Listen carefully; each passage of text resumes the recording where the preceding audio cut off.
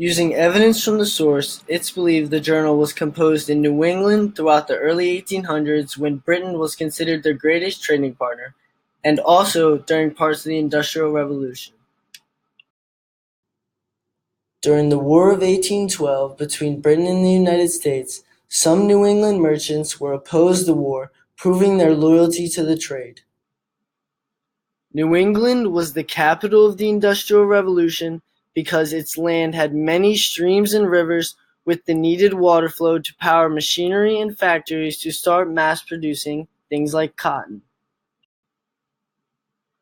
A combination of poor soil and a cool climate makes New England land poor for harvesting crops.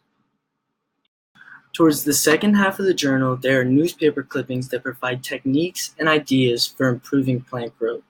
One of those examples including root diagrams explaining how roots stabilize and grow for certain plants. Our source is handwritten in black ink, and considering the extensive amount of material, the journal looks to be created over a handful of years.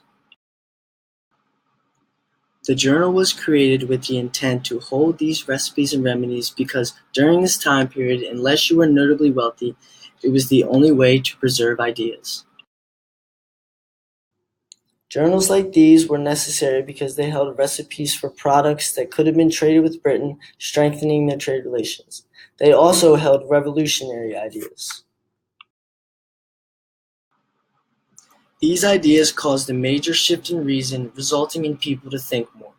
One example of those being a short excerpt on the most efficient ways to make pot plants grow. Evaluating the first couple recipes of the book shows that it was probably used on a regular basis and mostly by the female roles of the home. Based off the house and healthcare ideas expressed in the source, it is easily identifiable that a female, either teen or young adult, composed the reading.